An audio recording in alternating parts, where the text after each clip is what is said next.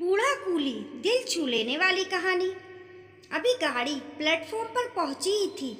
धैर्य जल्दी से उतर गए। सामने एक स्टॉल से नमकीन के पैकेट, एक पानी की बोतल खरीदने लगे, क्योंकि गाड़ी यहाँ 2 मिनट ही रुकती है। जल्दी से सारा सामान लेकर ट्रेन में चढ़ गए। अवनी ने टोकते हुए कहा, ऐसी भी क्या जल्दी थी? कहीं ट्रेन चल देती तो क्या करते? 2 घंटे का ही तो सफ़र बचा था। धैर्य ने मुस्कुराते हुए कहा, चलो ट्रेन छूटी तो नहीं, और फिर तुम्हें प्यास भी तो लगी थी। दोनों हंसने लगे। बातों बातों में 2 घंटे कब बीत गए पता ही नहीं चला। भोपाल स्टेशन पर उतरते ही थे कि बहुत सारे कुली सामान उठाने की जिद करने लगे। एक कुली तो सामान सर पर रख ही चुका था। अवनी ने कहा, अरे आप सामान छोड़ दो, हमें कोई लेने आ रहा है।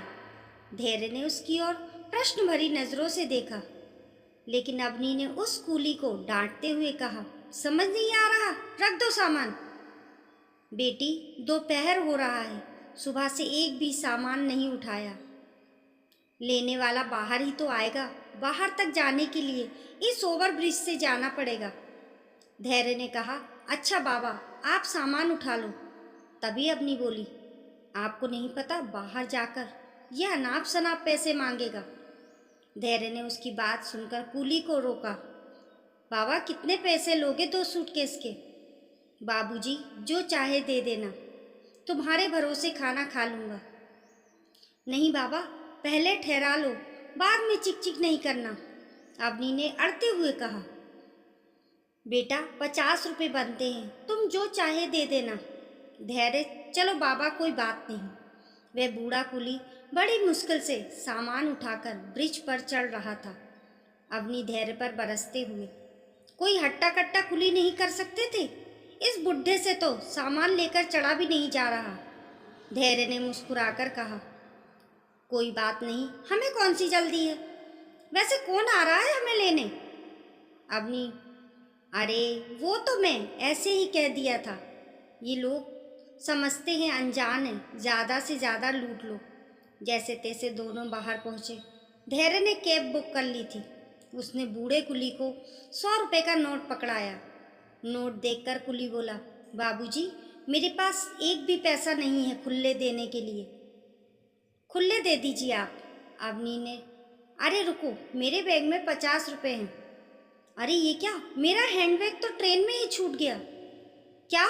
धैर्य के मुंह से निकला। वे कुली को बिना पैसे दिए ब्रिज की ओर दौड़ने लिए।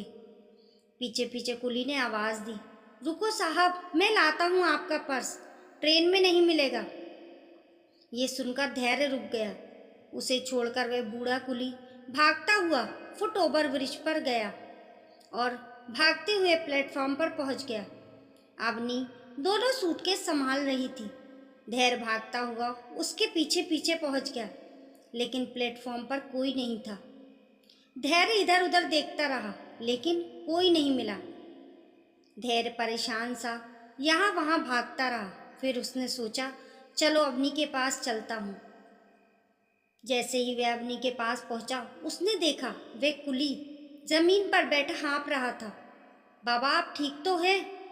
अवनी उससे बार बार पूछ रही थी।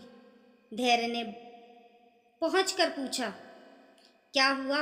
अवनी ने बैग दिखाते हुए कहा, बाबा ले आए बैग, सफाई वाला लेकर चला गया था।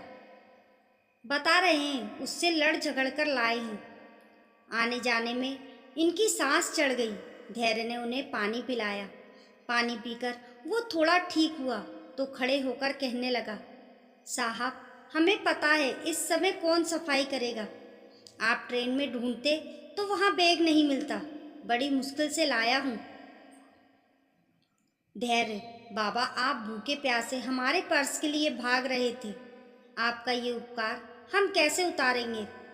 अवनी की आंखों में आंसू झलक उठे थे। बेटी, अपना बैग चेक कर लो, सब सही है ना? बाबा, सब ठीक है। तभी धैर्य ने जेब से निकाल कर 500 रुपये दिए। नहीं बेटा, बस 50 रुपये दे दो खुले, मैं खाना खा लूँगा। बस एक बात याद रखना बेटा, हर आदमी लूटता नहीं है, सब एक से नहीं होते। बहुत कहने पर भी उसने पैसे नहीं लिए और अपने 50 रुपए लेकर सामने ढाबे की ओर चल दिया। धैर्य और अवनी एक दूसरे को देख रहे थे। क्यों हमें हर आदमी चोर नजर आता है? एक गरीब बूढ़ा आदमी, एक उपकार हमारे ऊपर चढ़ा गया जिसे शायद ही कभी उतारा जा सके। दोस्तों, आपको ये बुजुर्ग कूली कहानी कैसी लगी कमेंट करके ज़रूर बताएं और पसंद आने पर लाइक और शेयर करें। ऐसी ही अच्छी अच्छी कहानियों के लिए चैनल को सब्सक्राइब करना ना भूलें। मिलते हैं फिर एक नई कहानी के साथ।